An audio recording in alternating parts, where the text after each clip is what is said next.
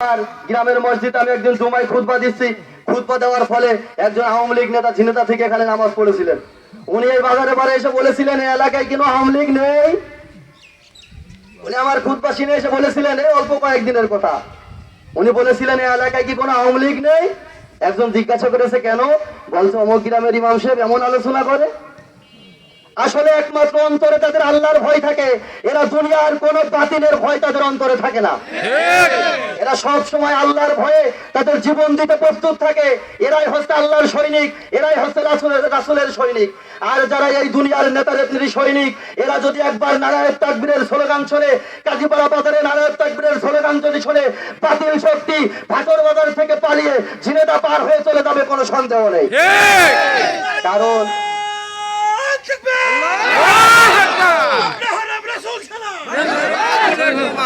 সম্মানিত হাজিরিন, আমরা স্লোগান দেখেছি, আমরা অমুকের সৈনিক, আমরা রাজপথ ছাড়ি নাই, আপনার কোনো ভয় নাই। আসলে আমরা যাকে অনুসরণ করি, আমাদের নেতা বিশ্ব নেতা হযরত মুহাম্মদ সাল্লাল্লাহু আলাইহি সাল্লাম, আমাদের জাতির পিতা ইব্রাহিম আলাইহিস সালাম, সে কোনদিন বাতিল শক্তিকে ভয় পায় নাই। এজন্য আমরা নেতাকে বলি না যে আপনি ভয় পাবেন না, আমরা রাজপথে আছি। কারণ তার সৈনিকেরাই তো ভয় পায় না, ঠিক না বেঠিক? তারা সব সময় প্রস্তুত থাকে যে আমার জীবনটা দিনের মতো যখন তখন চলে যেতে পারে। আমরা সব সময় প্রস্তুত থাকি কি থাকি না?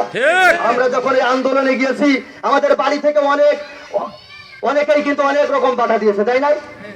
অনেকেই বাড়ি থেকে দিয়েছে, সমাজ থেকে দিয়েছে, অনেক রকম হুমকি চলেছে।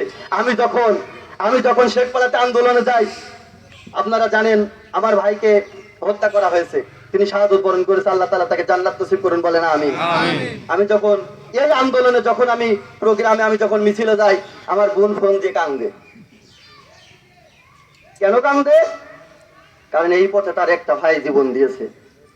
আমি বলেছিলাম যেমন কান্নাকাটি করবি না, এটা এই পথটাই হচ্ছে রক্তের পথ। আর যুগে যুগে দেখেছি, ইতিহাস পড়েছি, কোরআন পড়েছি, সাহাবায়ে কেরামের ইতিহাস আমরা দেখেছি। আল্লাহ রাসূলের সাথে সাহাবায়ে কেরাম জিহাদের ময়দানে গিয়েছেন। এই জিহাদের ময়দানে যাওয়ার পরে তাদের সন্তানরা শাহাদাত বরণ করেছে, তাদের স্বামী শাহাদাত বরণ করেছে, ভাই শাহাদাত বরণ করেছে। এই দিকে তাদের কোনো খেয়াল নেই, তাদের একটাই খেয়াল ছিল আমাদের আল্লাহর রাসূল জীবিত আছে কিনা, বলেন সুবহানাল্লাহ। সুবহানাল্লাহ। আমি তখন বলেছি কান্নাকাটির দরকার নাই।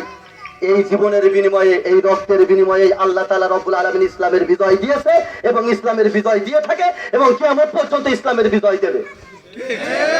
রক্ত না ঝরে ইসলামের বিজয় হয়েছে না, রক্ত না ঝরে ইসলামের বিজয় হয়নি।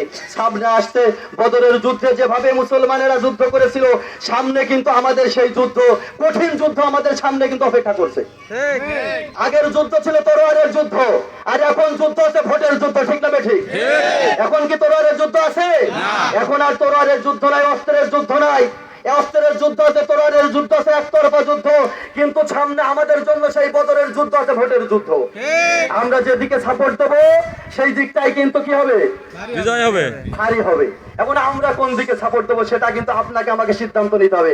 আল্লাহ রাসূল বদর যুদ্ধ যাওয়ার সময় একটু ভীত সংকোচ করছিলেন যে আসলে এই যে যুদ্ধ, এই যুদ্ধের ময়দানে বাপ ছেলের বিরুদ্ধে যুদ্ধে যাবে, ছেলে বাপের বিরুদ্ধে যুদ্ধ যাবে, একজন আত্মীয় আরেকজন আত্মীয়র বিরুদ্ধে যুদ্ধ যাবে, আসলে কি তারা যুদ্ধ করবে?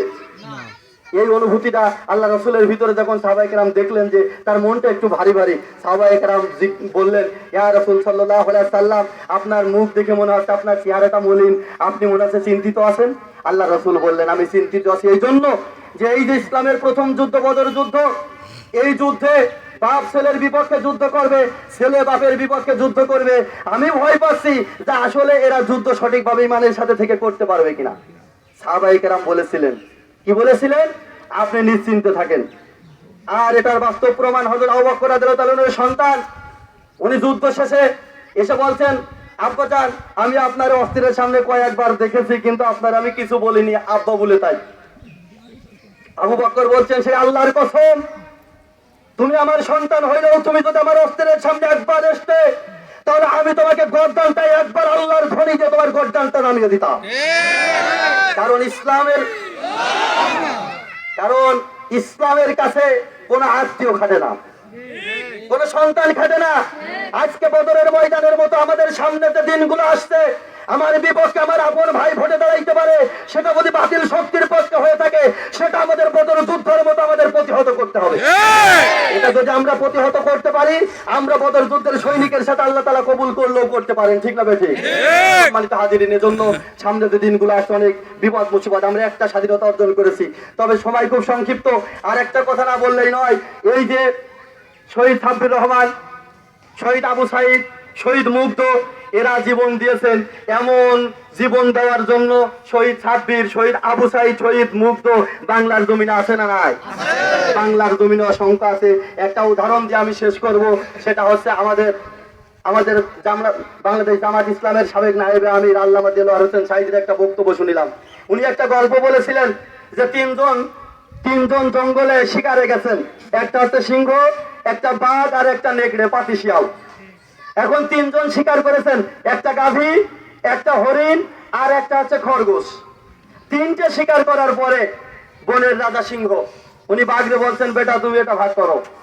এখন বাঘ বলছেন যে রাজা মশাই, আপনি সব দিক থেকেই তো একটু বেশি পাওয়ার অধিকারী, তো আপনি গাভীটা খাবেন, যেহেতু গরুটা একটু বড় সড়ো, আর আমি তারপরে রিস্তান, আমি হচ্ছে হরিণটা খাবো, আর তারপরে ছোট সেটা হচ্ছে পাতি শিয়াল খাবে। এখন সিংহ এই বন্টন নীতিটা তার কাছে কিন্তু ন্যায়সঙ্গত হয়নি। উনি বলছেন, আমি রাজা, আমার সামনে এই ধরনের বন্টন নীতি, এটা যখন সে বরদাস্ত করতে পারেনি, তখন একটা চড় মেরে বাঘকে হত্যা করে ফেলেছে। তারপরে বলছে যে বেটা পাতি শিয়াল, এখন এই বন্টনটা তুই কর। পাতি শিয়াল বলছেন যে রাজা মশাই, বন্টনের আর কি আছে, আপনি সকালবেলা গরুটা খাবেন, দুপুরবেলা হরিণটা খাবেন, আর রাত্রেবেলা খরগোশটা খাবেন। এখন সিংহ বলছে যে বেটা পাতি শিয়াল, এত সুন্দর ইনসাফ ভিত্তিক বন্টন নীতি কে তোরে শিখালো? আসলে কি বন্টন ইনসাফ ভিত্তিক হয়েছে? কিন্তু পুরোটাই তার পথের উপরে গেছে, এর জন্য তার কাছে কি হয়েছে? ইনসাফ ভিত্তিক হয়েছে।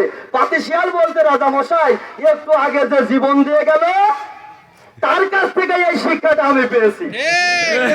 তা আসলে এই যে সামনে যে নির্বাচন আসছে, এই নির্বাচনে বাংলাদেশ জামাত ইসলাম যাক, বিএনপি যাক, জাতীয় পার্টি যাক, বাংলাদেশ ইসলামী আন্দোলন যাক, যেই যাক না কেন, যারাই স্বৈর শাসক হবে, যারাই ছাত্রদের উপরে অত্যাচার করবে, যারাই বৈষম্য করবে, যারা ইসলামী আন্দোলনের বিরোধিতা করবে, যারাই আলেম উলামার বিরোধিতা করবে, তারা একটু আগে যারা জীবন দিয়ে গেল, এখান থেকে তাদের শিক্ষা নেওয়া উচিত। জোরে বলেন ঠিক না? এরা যখন পালিয়েছে, এরা পালানোর সময় নিজের কাপড় চোপড় পর্যন্ত নেওয়ার কিন্তু কোনো সুযোগ হয়নি। এটা আমাদের নায়েবে আমির বলে গিয়েছিলেন, এমন দিন আসবে, এমন সময় আসবে, তোমরা পালানোর জন্য ইন্দুরের গর্ত খুঁজে পাবে না। ভবিষ্যৎবাণীগুলো আমরা এখন সচক্ষে দেখতে পাচ্ছি। এখন যারা লুকিয়ে আছে, ইন্দুরের গর্তের ভিতর থেকে মাথা বের করলেই ধরা পড়ছে।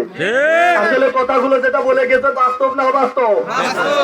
একদম পুরোপুরি বাস্তবের জন্য আমরা যে যে ধরনের লোক যেখানেই দায়িত্ব পালন করব, সেখানে আমরা চিন্তা করব যে এখনো বাতিলকে হটানোর জন্য আবু সাইদ কিন্তু আছে, এখনো মুগ্ধ পানি দিয়ে বেড়াচ্ছে বাতিলকে বাঁচানোর জন্য, ধ্বংস করার জন্য, আছে না?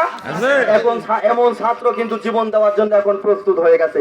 এজন্য আমার ভাই শাহাদত বরণ করেছে, আমিও সবসময় প্রস্তুত থাকি, তখন আমার জীবনটা যেতে পারে।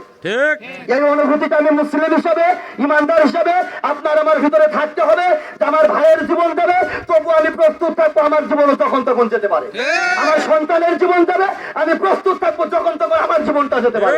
আমার একটা সন্তানের জীবন দেবে, আমার প্রস্তুত থাকতে হবে আমার আর একটা সন্তানকে আমি শাহাদতের বেশে আমি রাজপথে নামিয়ে দেবো। এই অনুভূতি নিয়ে যদি আমরা জীবন যাপন করতে পারি, তাহলে আমি দেখতে পাচ্ছি যে আমাদের বিজয় আল্লাহ তাআলা রব্বুল আলামিন খুব সুনিকটেই কিন্তু বয়ে আনছেন। আল্লাহ তাআলা রব্বুল আলামিন আপনাকে আমাকে দিন আন্দোলনের, ইসলামী আন্দোলনকে প্রতিষ্ঠিত করার লক্ষ্যে, আল্লাহর জমিন আল্লাহর আইনকে প্রতিষ্ঠিত করার লক্ষ্যে আল্লাহ তাআলা রব্বুল আলামিন আমাদেরকে সোচ্চার থাকা এবং ঈমানের সহিত যতদিন হায়াত থাকে এই আন্দোলনের পক্ষে কাজ করার তৌফিক দান করুন, বলেন আমিন। আমি আপনাদের জন্য দোয়া করে দোয়াতে শেষ করছি। আসসালামু আলাইকুম ওয়া রাহমাতুল্লাহ। ওয়া আলাইকুম আসসালাম ওয়া রাহমাতুল্লাহ। আলহামদুলিল্লাহ, ভাইয়ের জন্য মুবারকবাদ সুন্দর আলোচনা করার জন্য। সম্মানিত উপস্থিতি, আমরা যারা আমার